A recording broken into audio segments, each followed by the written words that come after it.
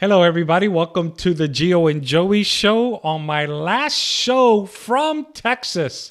The next time we do the Geo and Joey show, I'll be living in Oklahoma. Joey, how you doing today? And introduce our special guests. Doing better than I deserve. So, our guest today is actually a longtime buddy of mine, Caleb Howard. He's a lawyer in Tennessee and Georgia. And I figured I'd have him on because we have a lot of really fun conversations back and forth on politics and stuff. But there's one issue where he's an expert in that I think it's really important for people to talk about, for Christians specifically to care about. Um, and for Christians of all political persuasions to care about it. And so the issue is criminal justice reform. But Caleb, how you doing? Doing great. Thanks for having me on.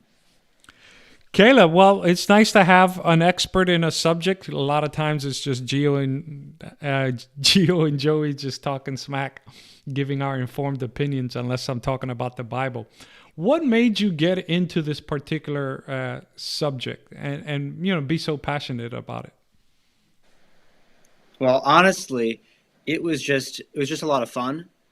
So I went to law school in 2020 and took a bunch of different classes. Normally, first year of law school is just kind of an overview.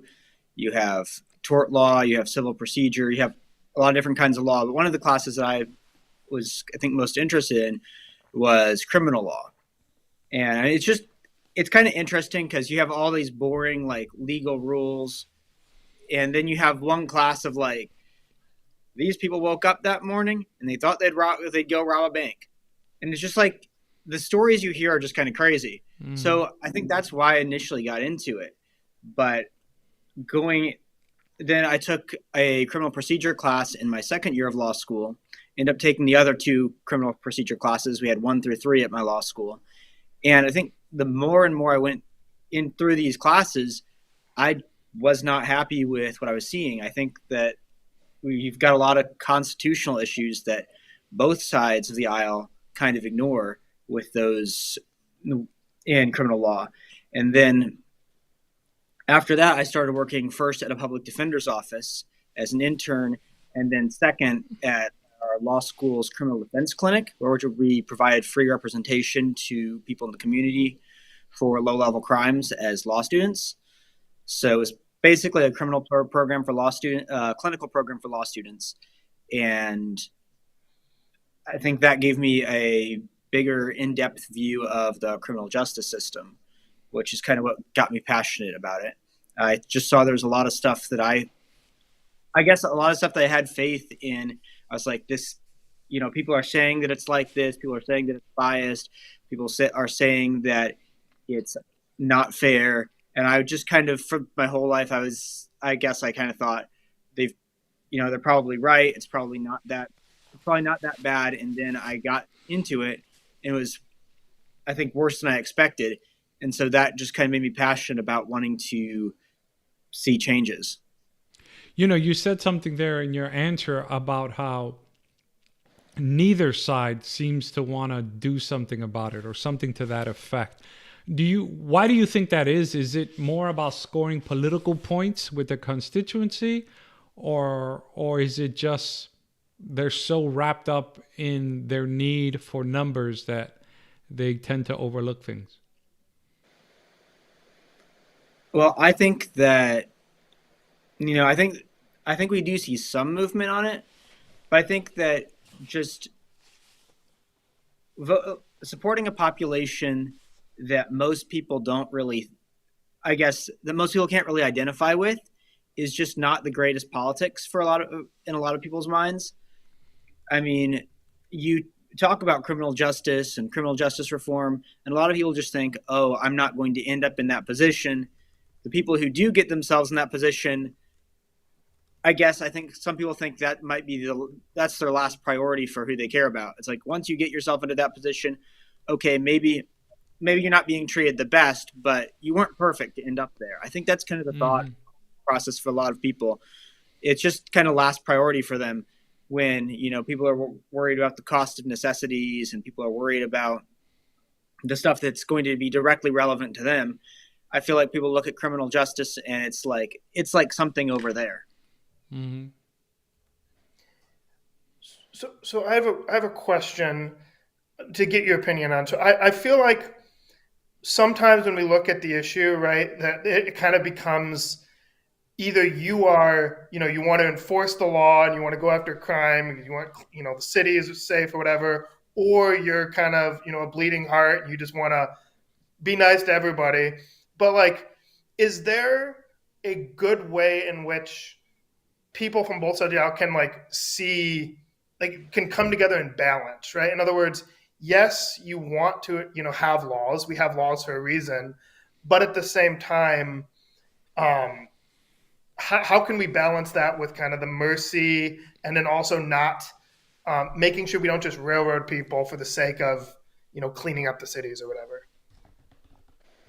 I'm glad you asked that question because I think that both sides are probably more in agreement on this than they think. I think the kind of narrative that you have one side that's bleeding heart and doesn't care about any crime, and one side that, just wants to, I guess, railroad everybody. I think that it's kind of, I'm not sure what word to use. I think it's just kind of a misconception. Did you both cut out? I don't see No, you no, on the screen. sorry. We were just giving you the floor. And I was so confused for a second. I just Oh, saw you no. guys. But I think that you may have a few people on one side or the other that say, well, we're not going to enforce any crime, or you have people on one side who say we're going to just put everybody in jail. I think that you've got a lot of people who have just been kind of fed a little bit of misinformation about how the system works.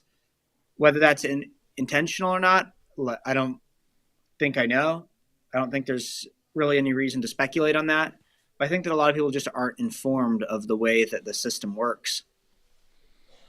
You had mentioned that prior to going down this path of passion, that you would hear things and you would think, oh, okay, it's bad. But then you said when you got into it, now you're a lawyer, that it's worse. Give me examples of that contrast, of what you thought it was to how worse it actually is. I just want to give a brief correction. I think you had heard, and maybe I misspoke, that I thought it was bad before. I didn't really think that there were that many issues, I think, to begin with. Okay.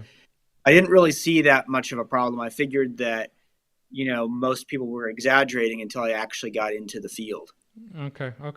But anyway, if you can give me an example of how it's actually worse than you thought.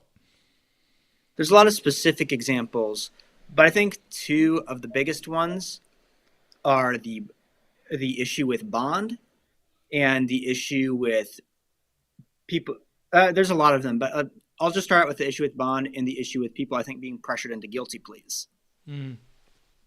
So a lot of the time to get a trial can take about 3, 4, 5 years. So, for example, when I was in Alabama spring 2023 trying to get one of my clients a jury trial, the judge had people who had been in jail since 2018 who were just now getting their right to trial. Mm. And so what a lot of times happens is the judge posts a bond. A judge says it's mandatory pretty much in pretty much all cases but murder. You have to post a bond or not post a bond, but set a bond amount. And generally the judge will set, a lot of times it'll be a high amount, 20, 30, 40, 50,000. Well, unless you've got a lot of cash laying around, you're not going to be able to pay $50,000 to get out.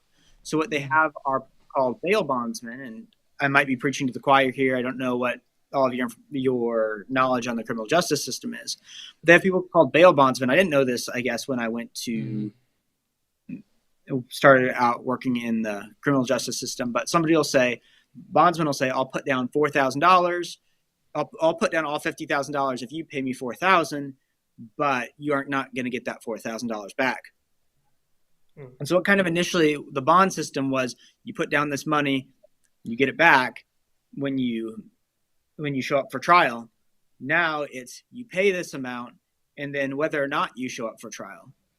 And that's just one of the many costs of the criminal justice system.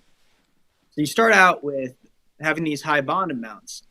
And, I think a lot of people on the conservative side, you see people criticizing Democrats for talking about the fact that they want a cashless bail.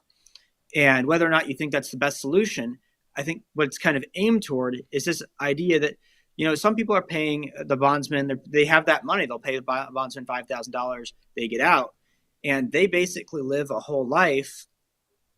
Sometimes the judge will order like an ankle monitor and then pay another $200, $300 a month for that ankle monitor. But you basically pay to be out of jail, to live a life. I mean, I've been on cases where people had been charged with murder and they were out, working at McDonald's or working at Burger King, something like that, until their case was tried. And so you have, this innocent until proven guilty, the theory that was pretty much the cornerstone of or supposed to be the cornerstone of our law. But the time that it takes to get somebody to trial, you have people who have more money just getting out of jail, living this whole other life, having kids sometimes, until they finally get a jury trial. And then you have people who just can't afford that $5,000, $10,000 or whatever, or the judge sets no bond if it's a murder case.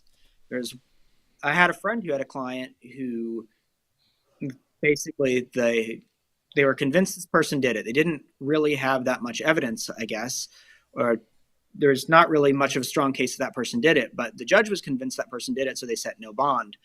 For either that or they couldn't afford bond. I forget which one. But 2-3 years later, the case was tried. Jury went out 15 minutes later, came back not guilty.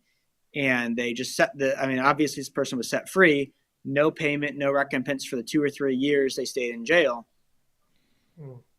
And, they had just been stuck there for 2 or 3 years because they couldn't get out on bond. I think that kind of feeds into the next point, next specific example, which I think is probably one of the biggest issues of the criminal justice system, and that's forced guilty pleas. So you have, when I'm talking about these cases with high bonds, robbery, murder, stuff like that, there's just not really there's a lot of people who aren't going to plead guilty to those crimes.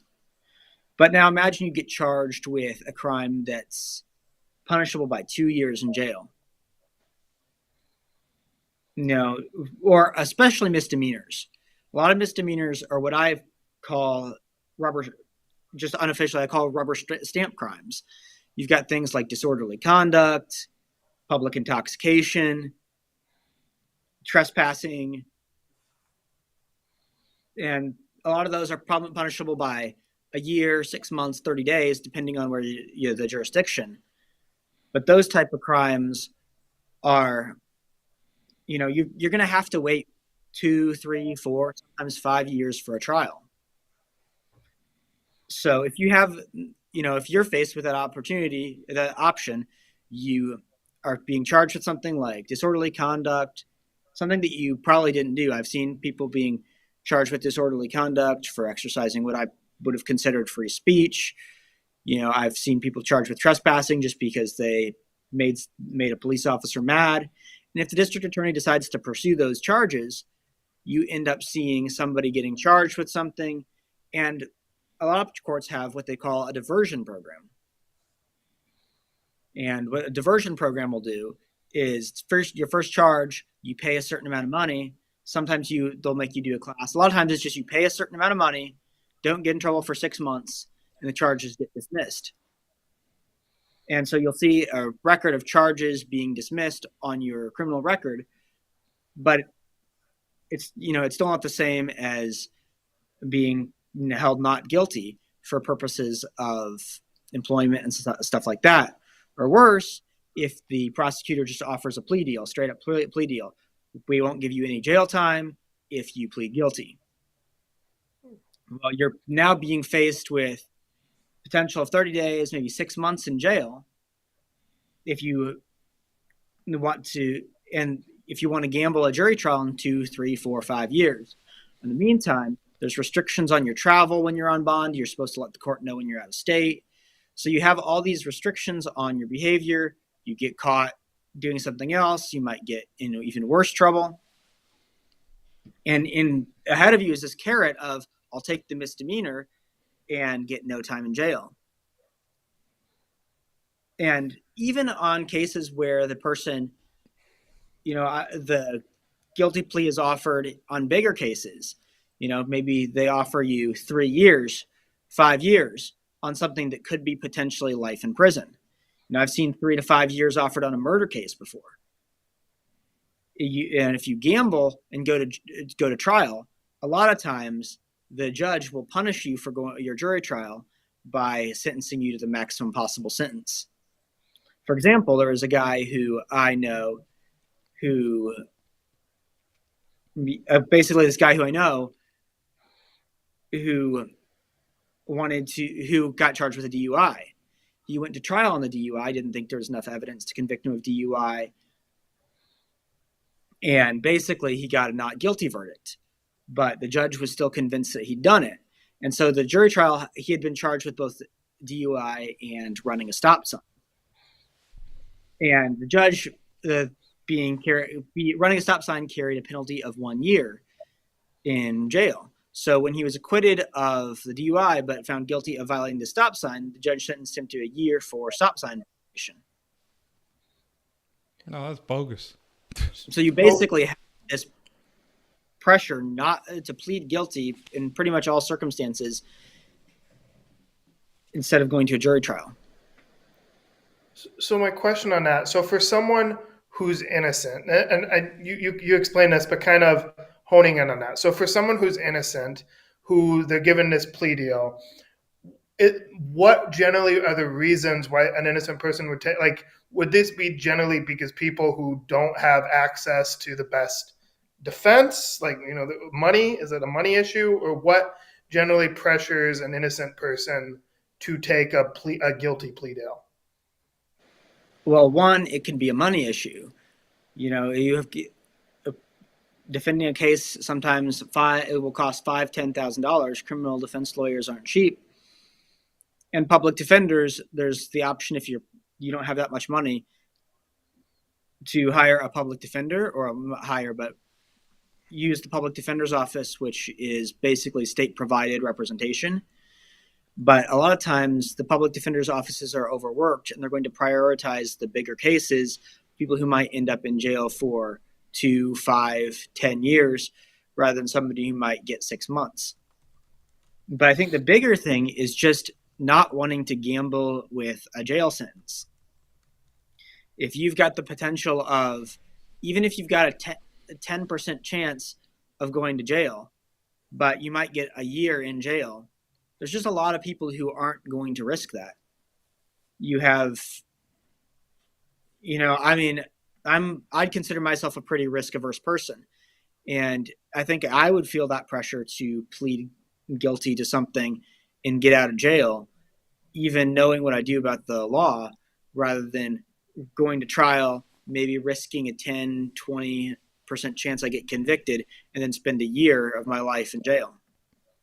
Or longer, depending on what you've been accused of. In this conversation, and perhaps showing my ignorance, why are trials taking so long to get to?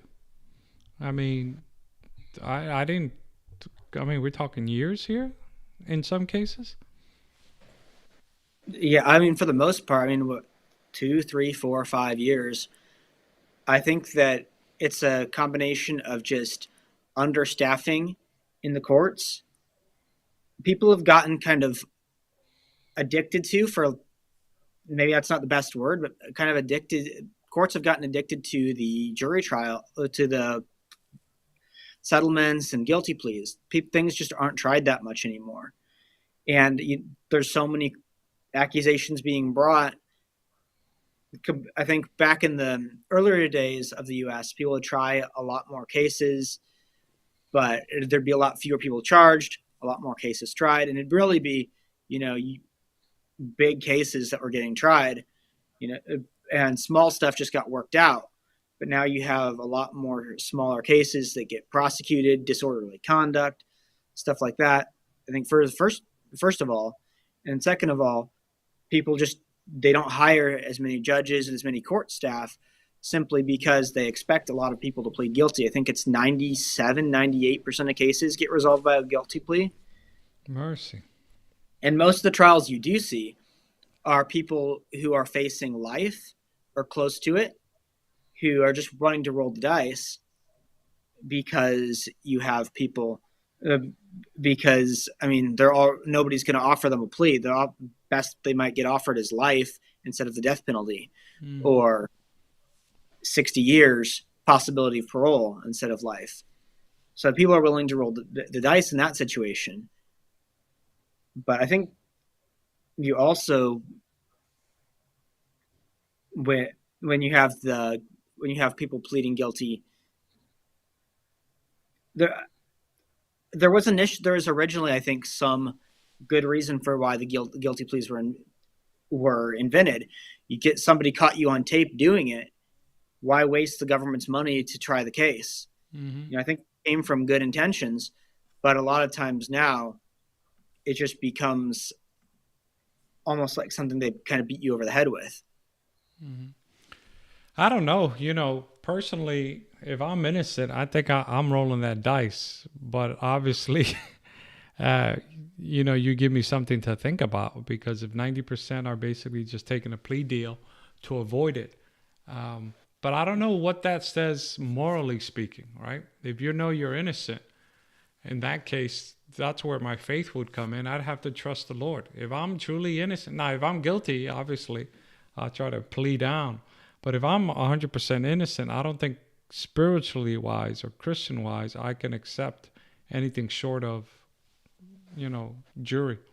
Go ahead, Joey. So I would ask this: is there any good stats on like what number or what percentage of people in prison who wind up getting convicted are innocent? Because I know there's a certain number that are wrongfully convicted.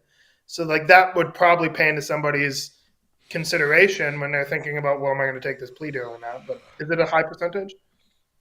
Studies show about 4 to 6 people in prison are 4 to 6% of people in prison are innocent, probably, possibly as high as 10 to 12.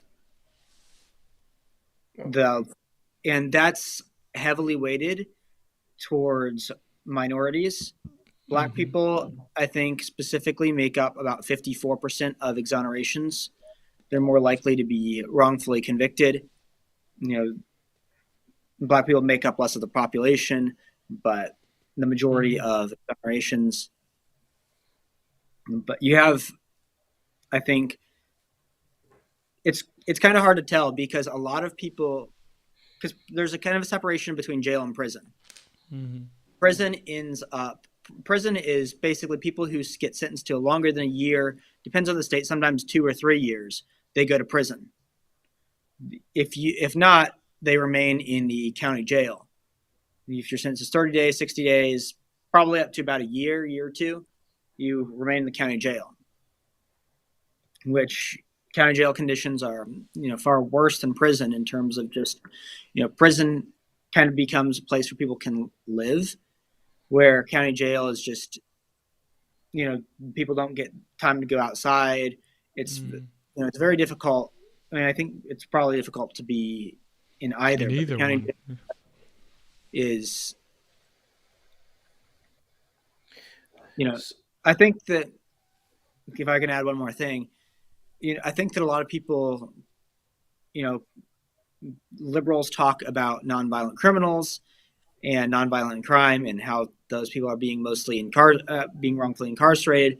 And people look at the prison population. People have discussed that with me about how the prison population, most of the people in prison are convicted of violent crime. Well, what we see is a large number of the people who are convicted of nonviolent crime and just nonviolent crime in general. A lot of those people are being held in jails. I think that, that's a lot of the issue is people who are being held in jail before trial and then get acquitted at trial, people who are being held in jail later their attorney gets the charges dropped, people who are being held in jail on short sentences. I think that's a lot of where you have wrongful incarceration in this country. Okay. And then I think on top of that, you have people who are homeless or in poverty who are basically known, I think, in the criminal justice world as frequent flyers. People are being charged with the same crime or similar crimes: trespassing, disorderly conduct, and public indecency. Every month or so, they get another charge, get brought into jail, plead guilty, spend 30 days in jail, get back out, and they kind of repeat the cycle. And a lot of these people, I think, could live more fulfilling lives if they were given put on. These people are mentally ill, and if they were put on consistent medication, etc., I think there would be a chance for them to be rehabilitated. But a lot of these people, they lose their medication when homeless encampments are raided, or they go to jail. They lose their medication. It can be hard to get your medication in jail, and they're just kind of on this cycle of incarceration instead of being able to access mental health treatment. I think might be able to get some people into a better situation. I feel like, at least on that second point, that's the bad results sometimes of well-meaning policy. Because I know in the United States, at least, a lot of like mental health facilities and like asylums were, and some of them, legitimately needed to be reformed, had not the best practices, but instead of reforming, the United States kind of just got rid of a lot of those facilities, and then the people who would have been in them, a lot of them just winded up on the street. So it's one of those things where you need balance, probably. But now, for someone, okay, maybe someone, obviously as a Christian, we can see reasons where we should care about how everyone's treated, right? Make sure they get a fair trial.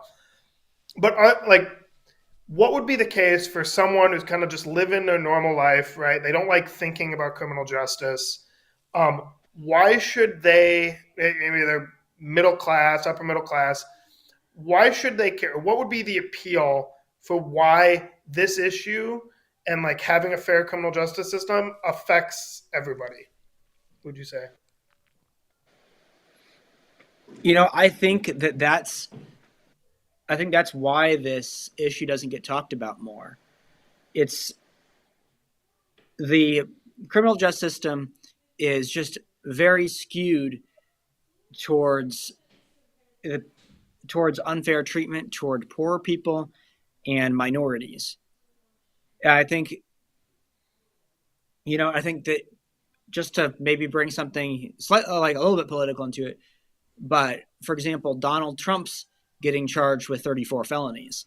Whether or not you think that was political theater or not, you see kind of the way that even Trump, who, people admittedly had some people had a vendetta towards him and wanted to see him in jail, you still saw him get charged with 34 felonies, and he walked into jail, walked out, sat in the courtroom, but there was no real big risk of him getting jail time. It's the same with a lot of other wealthy people who might not necessarily have that same kind of name recognition or public prestige, but they're still going to, the more wealthy you are and the less of a, and basically the more wealthy you are, the less likely you are to be suspected of a big crime, murder, robbery, that type of thing. Even middle class, you're a lot less likely to be suspected of that.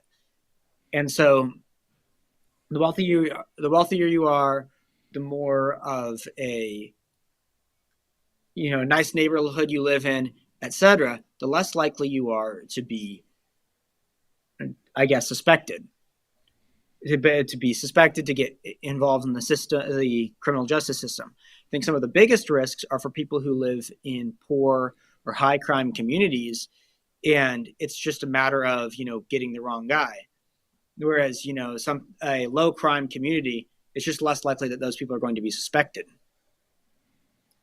So it's can be hard to get people, I guess, to convey the appeal of why you might want to, or why you might want to care about this. But I think that, you know, I'm going to bring up a quote from John Adams that Joey, that Joey mentioned a long time ago. And that's basically, I can't give you it word for word, but 10 innocent men. It's better for 10 guilty men to go free than one innocent man to be jailed. I That think one? that's a good one, but I think it was a different one. It was where an innocent person, if an innocent person's brought before the bar of justice and sentenced, perhaps to die, then they might conclude whether it's I do good or whether I do evil, it's immaterial, because either way, I'm going to get in trouble. I'm going to get the force of the law behind me. And I think that we are getting close to people in our country, I think, some people feeling that, well, it doesn't matter, that,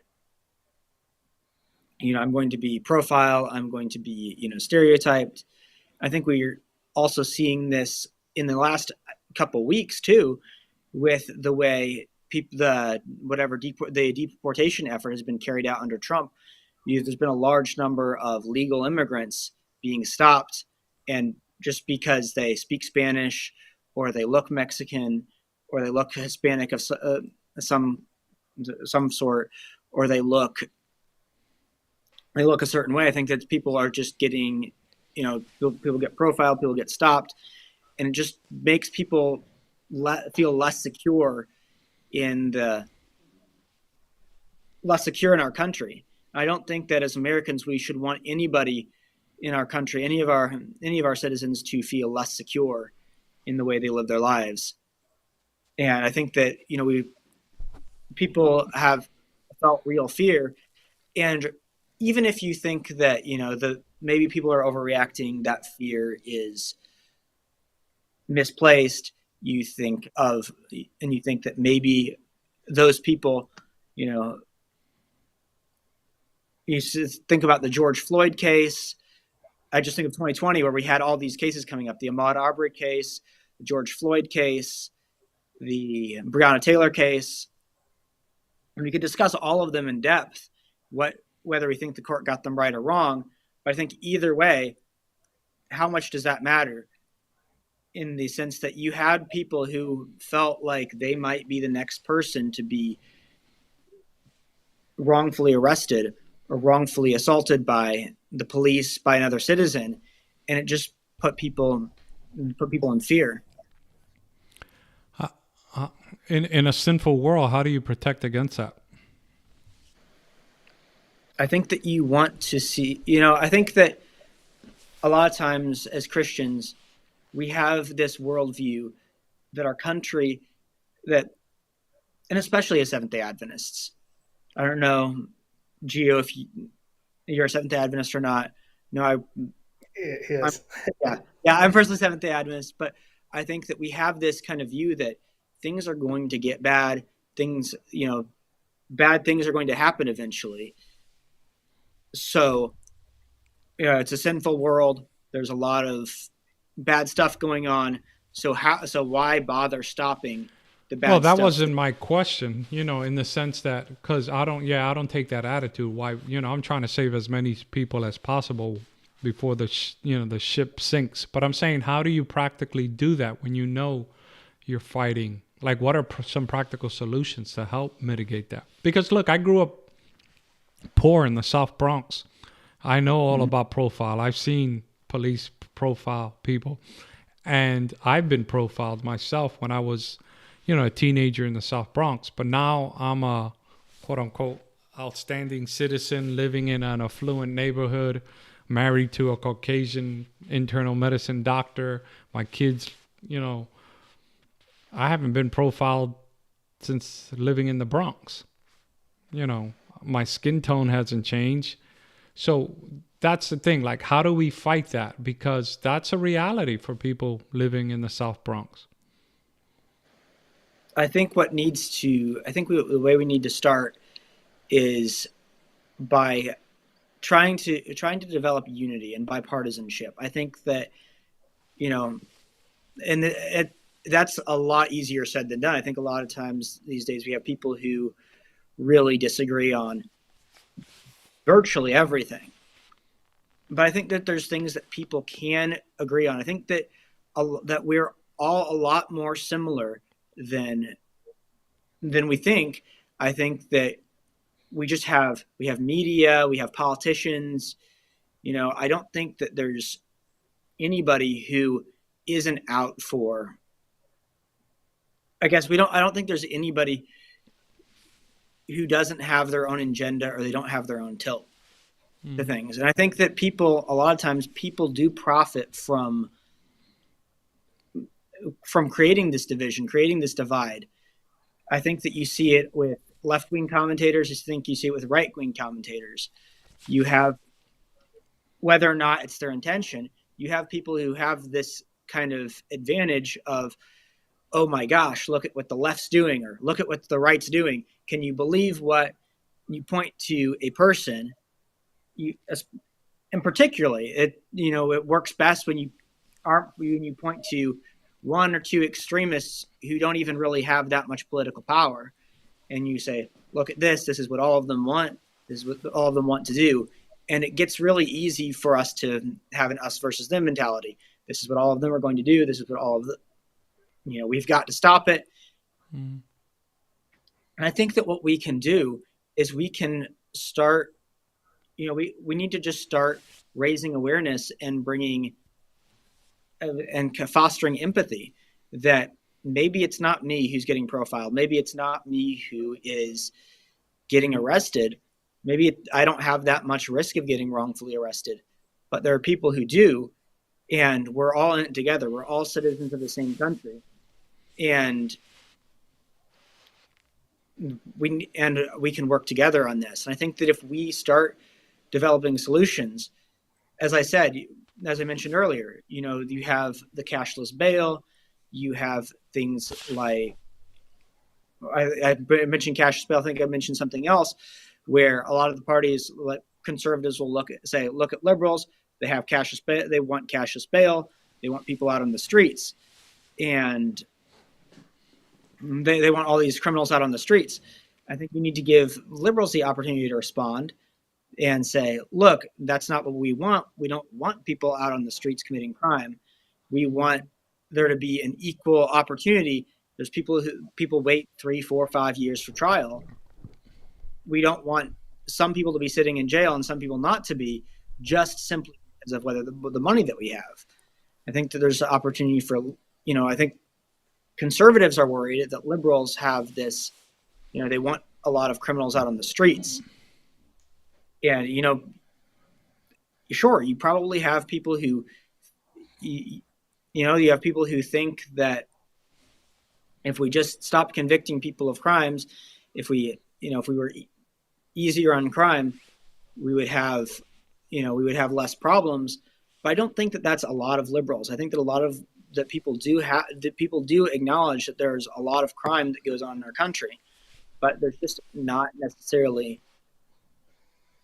I think that what it's going to take to find solutions is working together, and not being so willing to jump at people for whatever idea that they come up with.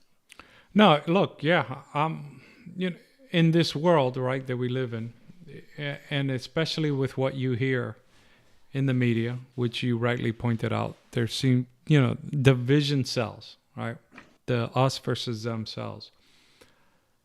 When you talk about the cashless bails, though, I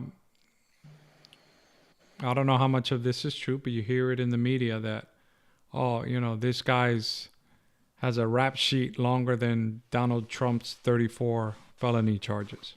But, they're real in the sense like armed robbery, armed assault, rape, whatever it is. How do you balance that between, let's say if Joey is accused of a big crime, well, he probably doesn't have $50,000 to post, but it's the first time he's accused of that. Yeah, let's give him cashless bail. But what about somebody with a rap sheet longer than, like I said, Donald Trump's? Like, how do you balance that? I mean, under the Constitution, pretty much under the current interpretation of the Constitution, bail is pretty much nearly mandatory. It's not always the case. There's some people who get it denied, but a lot of times bail is just mandatory or close to it. The Eighth Amendment talks about no excessive bail. People, there's a lot, and so the people who are getting let out, I just think there's pretty much not much distinction between the person who gets let out on bail for $100,000 who has a super long rap sheet, and the guy who gets let out for pretty much zero who has a super long rap sheet. When it practically comes to it, if somebody is willing to commit 50 different felonies, something like, commit all these crimes, they're not going to think twice about running off for the whatever $8,000-$10,000 they put down on bail.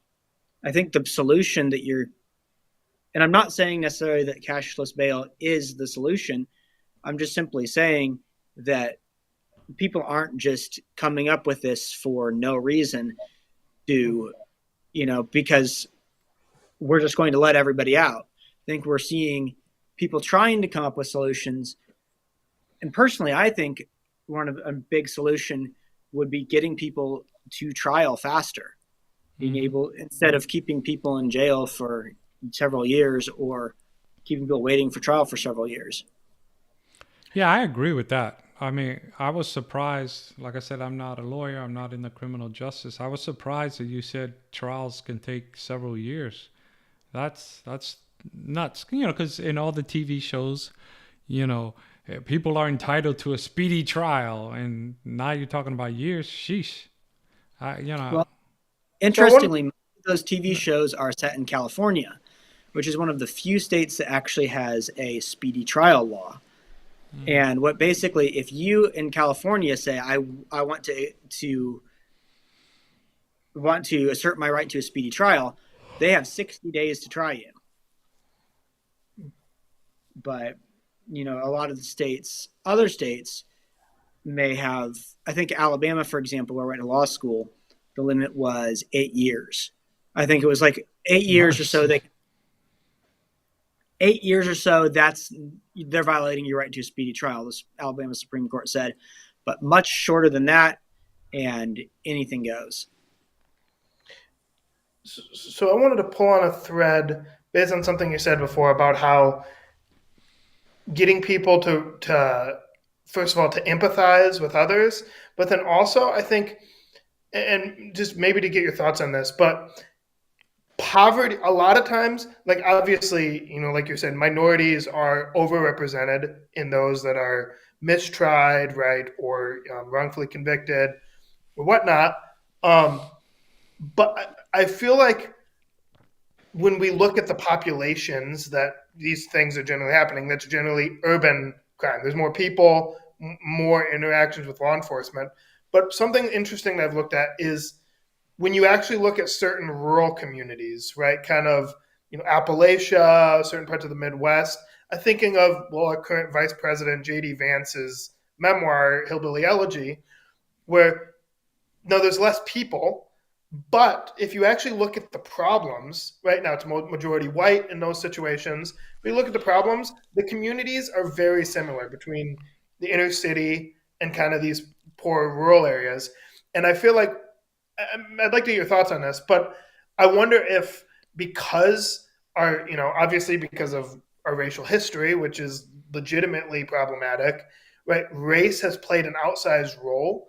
But if race was taken away, people across the spectrum could look and say, no, we have a problem across this board of people who are in our country who are below the poverty line, who have trouble with, family formation. And there's lots of different things that go into this. Some of it's, I think, bad government policy that has affected these communities. But how much is race the determining factor of some of these problems, and how much of it is poverty that happens to affect certain communities with more people more? Well, I think that in some ways you can't separate the two. Just with, I mean, as you said, with the nation's history, some of which has been legitimately awful, you've had people for you've basically had up until the 60s and sometimes later where people have just not been able to get certain jobs. They've not been able to, you know, I guess compete with on a certain level. My law school, for example, the University of Alabama, didn't start admitting black students until the 60s, I believe, mid 60s. But you have a lot of white people who, who have had families who have these legacy.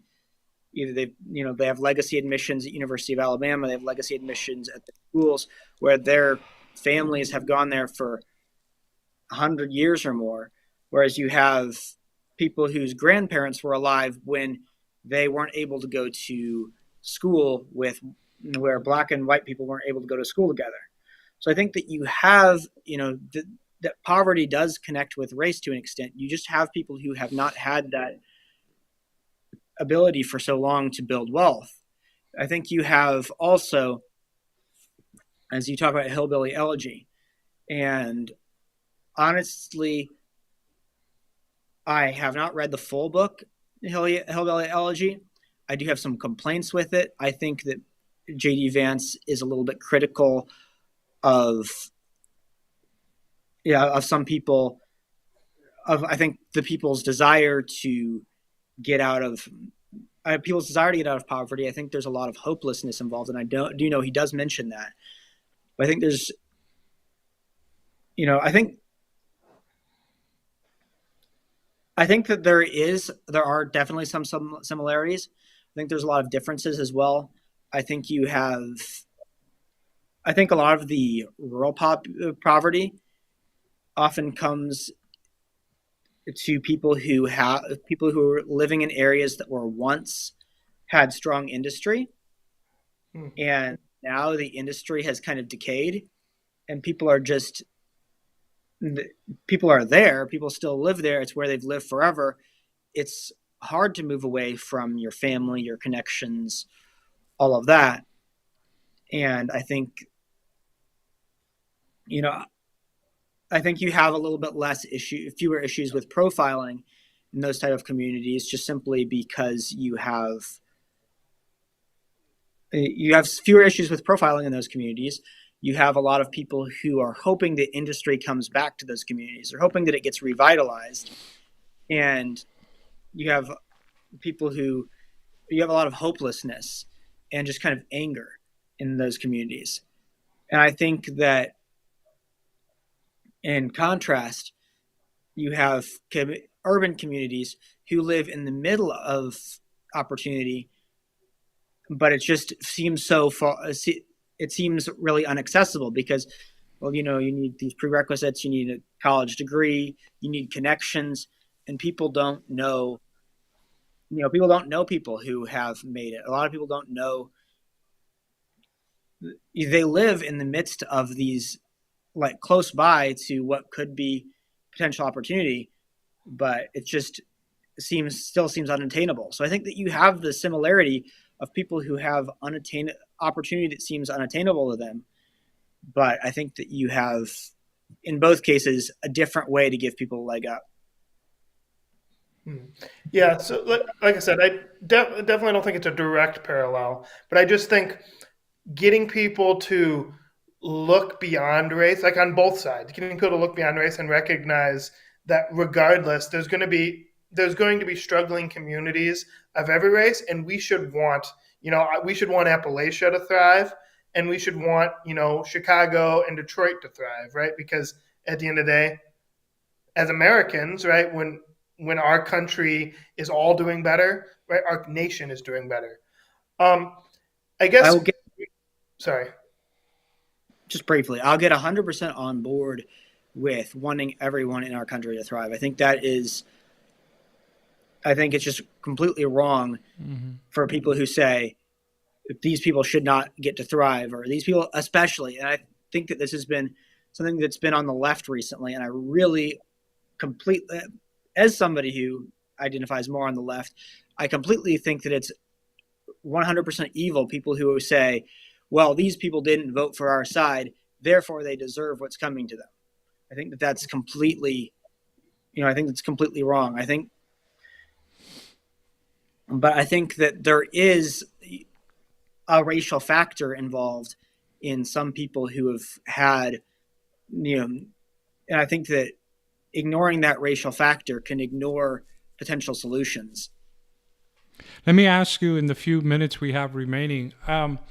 You're a lawyer by trade. You're in the trenches, and so you get to see behind the scenes of what takes place, and your eyes have been open to a certain extent.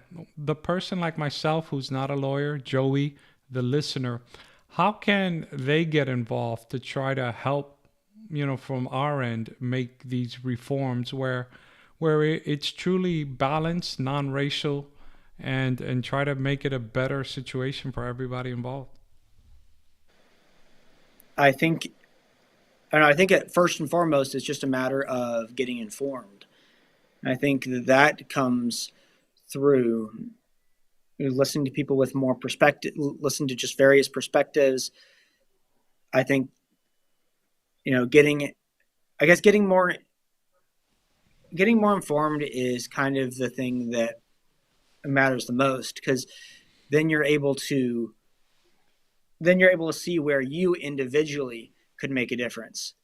Now, for me, it was seeing what I could do in the legal field, and I don't do a lot of criminal law anymore, but I know the issues to get involved in.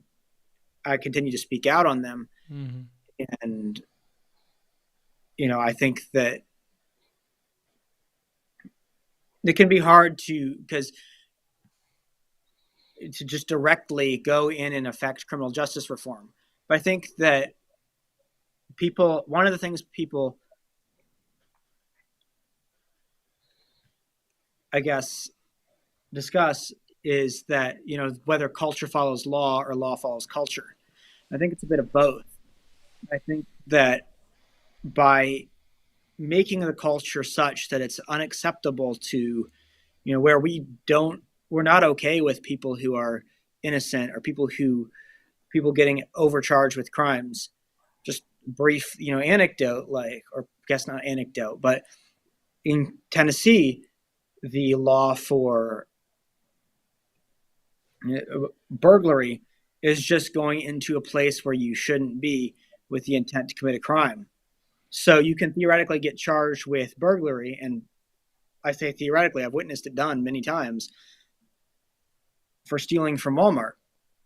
Because if you were told to leave Walmart in the past, if you trespassed from a Walmart store, you go back in and you steal from Walmart, that goes up to a burglary, which could, end up being 10 years in prison, 10, 12 years in prison.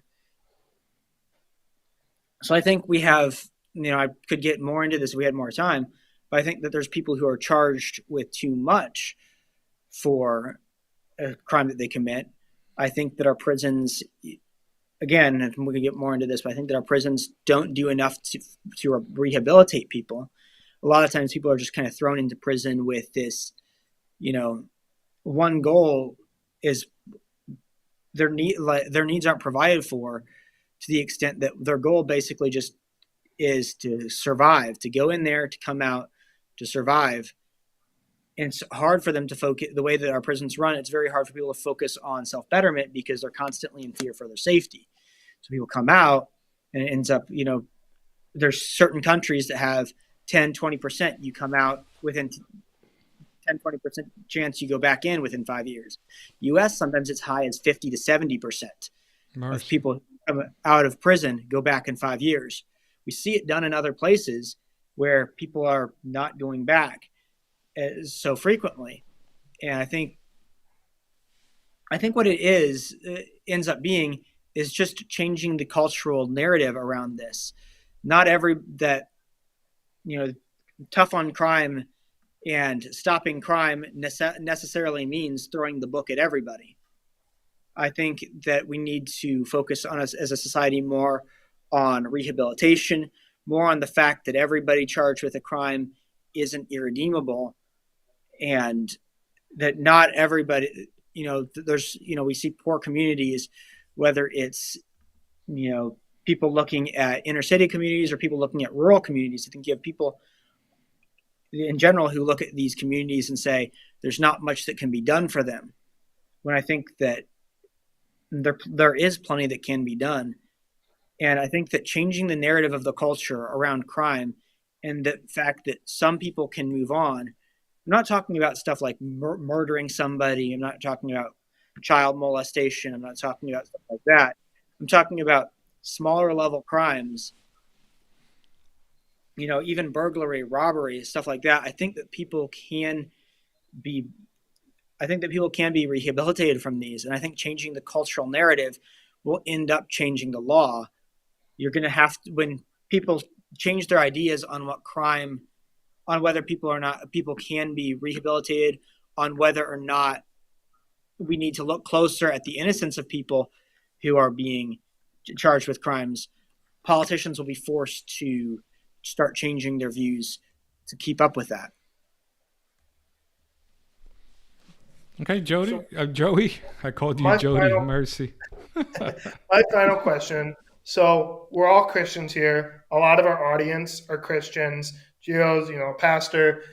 What are ways that churches, like local churches or denominations or whatnot, can get involved in making a difference in this issue, right? Like not from the legal side necessarily, but like if there's a prison in our community, or if we're in a community where there's a lot of people involved with the justice system in some way, what are ways that churches could potentially get involved, or Christians maybe privately too? I think Jesus is pretty clear about that in Matthew chapter 25. People are separating the sheep from the goats, and Jesus says, "You saw me sick." I can't quote it from memory. I wish I could, but you saw me sick, and you visited me, naked, and you clothed me, hungry, and you fed me, in prison, and you visited me. And they say, when did we see this happen? And they said, they said, when did we see this happen? And Jesus said, well, when you did it to other people, you did it to me. And I think the interesting part of that verse is that they're not like, oh, yeah, you told us when we care for other people, we care for you. They said, when did this happen? And he points out, you did this. You did this to other people, and therefore I counted it as doing it to me. And then you have the people on the other side he says, you saw me sick, you didn't visit me. You saw me in prison, you didn't visit me. I was naked, you did not clothe me. I was hungry, you did not feed me. And they said, when did that happen? And so what I think the verse is kind of pointing out is that a lot of this, yes, some of it is a matter of what you do, like what you do personally. But I think part of it is what kind of person you are on the inside. And I think that's something that as Christians we need to focus on. I think that if we look at ourselves and we're not the kind of person who want to do this, I think, yes, there's the classic answer. Well, churches should be more involved in feeding the community. I think churches should be more involved in community services. But I think that all is just kind of an outward action where the real thing boils down to what are we like on the inside? What do we feel about our fellow human being? And if we don't feel that way about our fellow human being, we need to start examining ourselves. We need to start reading the Bible more. We need to start praying. We need to start fostering a closer relationship with Jesus. And I think the way the verse talks about, they said, when, Jesus, when did we see you like this? It becomes inherent. And I think that if that's not inherent for us yet, I think the biggest thing that we need to focus on is becoming closer to Jesus. And I think that that will play out in us becoming closer to our fellow human being. That's a good place to wrap up, because in the end, none of this matters, right? Republican, Democrat, liberal, independent. The only thing that's going to matter is well done, good and faithful servant. That's it. In the end, that's it. And if we are serving the least of these, then we're doing it his way. And obviously, we have to have compassion, but we also have to have justice, right? Justice and mercy kissed at the cross of Jesus Christ. And if we hold that balance, then we'll be doing it his way and not our ways. Joey, wrap us up. Yeah, no, first of all, thank you very much for coming on, Caleb. We'll have to have you back on at some point. And, well, I don't know if you want that announced. So then that thing that you told me about is more Prominent. more prominent. We'll have you back on. But thank you for coming on. To everybody watching, make sure you're liking and subscribing, and we'll be back next week. All right. Take care. Thank you, Caleb. Stay on Thank here you. for a second.